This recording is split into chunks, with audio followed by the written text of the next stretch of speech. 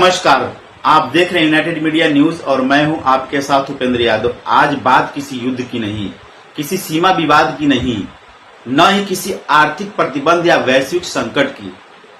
आज चर्चा उस डर की है जो अब कथित तौर पर कूटनीति के गलियारों में सबसे बड़ा खतरा माना जाने लगा है।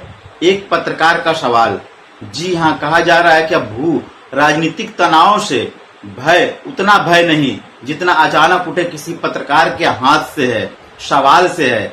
विदेश नीति जो कभी राष्ट्र हित, रणनीति, साझेदारी, ऊर्जा, सुरक्षा और वैश्विक संवाद का माध्यम हुआ करती थी, अब उस पर एक नया दबाव महसूस किया जा रहा है। छवि प्रबंधन। बताया जा रहा है कि विदेश मंत्रालय के भीतर अब कूटनीति का एक नया अध्याय लिखा जा रहा है। जहां पहले से तैयारी होती थी समझौतों की, अब तैयारी होती है सवालों से बचने की। सूत्रों के अनुसार विदेश सेवा प्रशिक्षण संस्थानों में एक नया मॉड्यूल तय शुरू किया गया है। उत्तर विहीन संवाद की कला, यानी कैसे बिना जवाब दिए जवाब देने का अभ्यास पैदा किया जाए। और कोई विदेशी पत्रकार पूछ बैठे प्रधानमंत्री इस मुद्दे पर क्या कहेंगे, तो जवाब में सीधे मुद्दे पर नहीं बल्कि वैश्विक शांति, वसुधैव कुटुंबकम, सभ्यता विमर्श, विश्व गुरु और भारत की बढ़ती प्रतिष्ठा जैसे शब्दों ऐसी परत बिछा दी जाए कि मूल प्रश्न कहीं धुएं में खो जाए। कहा जा रहा है कि अब विदेश यात्राओं की सबसे महत्वपूर्ण बैठकों में चर्चा इस बात की होती कि पत्रकार कितना दूर बैठेंगे, कितने सवाल पूछे जाएंगे, क्या पूरक प्रश्नों की संभावना को विनम्रता से समाप्त किया जा सकता है।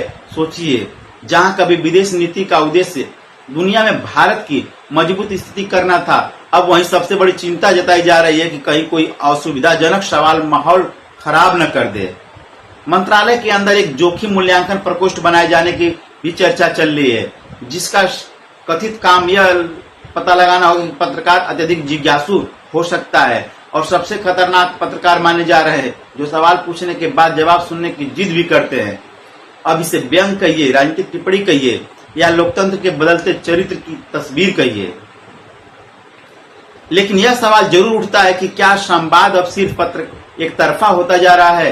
क्या लोकतंत्र में सवाल पूछना असहजता का कारण बनता जा रहा है? क्या प्रेस कॉन्फ्रेंस अब संवाद कम, नियंत्रित प्रस्तुतियां ज्यादा हो गई हैं? क्योंकि लोकतंत्र की असली ताकत सिर्फ भाषण से नहीं होती है, वह कठिन सवालों का सामना करने से होती है। पत्रकारिता का काम ताली बजाना नहीं, सवाल पूछना है और सत्ता की परिपक्वता का पैमाना यही होता है कि वह सवालों से कितनी सहजता से निपटती है।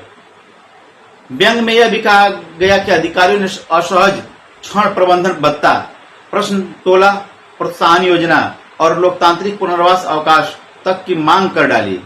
यह सुनने में हास्यास्पद लगता होगा, लेकिन इसके भीतर छिपा है संकेत, गंभीर संकेत। जब राष्ट्र और व्यक्ति की छवि एक दूसरे में घुलने लगती है, तब आलोचकों को असहमति नहीं, खतरे की तरह देखा जाने लगता है और यही लोकतंत्र की परीक्षा शुरू होती है। लेकिन लोकतंत्र केवल चुनावों से नहीं चलता, लोकतंत्र सवालों से भी चलता है। लोकतंत्र जवाबदेही से चलता है। लोकतंत्र उस साहस से चलता है जहां सत्ता आलोचना सुन सके। अगर पत्रकार केवल तयशुदा सवाल पूछे, अगर संवाद केवल नियंत्रित मंचों तक सीमित हो जाए, अगर प्रेस वार्ता का उद्देश्य सूचना नहीं बल्कि छवि निर्माण बन जाए, तो फिर लोकतांत्रिक संवाद धीरे धीरे औपचारिकता में बदलने लगता है।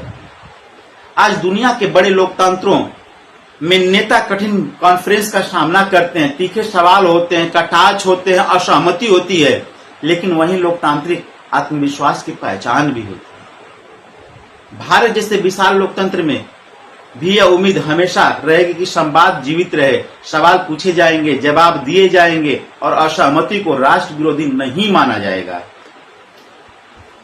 क्योंकि सवाल लोकतंत्र को कमजोर नहीं करते बल्कि मजबूत बनाते हैं। और शायद यही वजह है कि यह व्यंग सिर्फ विदेश नीति पर टिप्पणी नहीं बल्कि हमारे समय के राजनीतिक और लोकतांत्रिक वातावरण का आईना बनकर सामने आता है। फिलहाल इतना ही। आप क्या सोचते हैं? क्या आज की राजनीति में छवि प्रबंधन संवाद पर भारी पड़ रहा है? क्या प्रेस की स्वतंत्रता पहले जैसे मजबूत है? अपनी राय कमेंट बॉक्स में जरूर बताएं। नमस्कार, मैं हूं उपेंद्र यादव।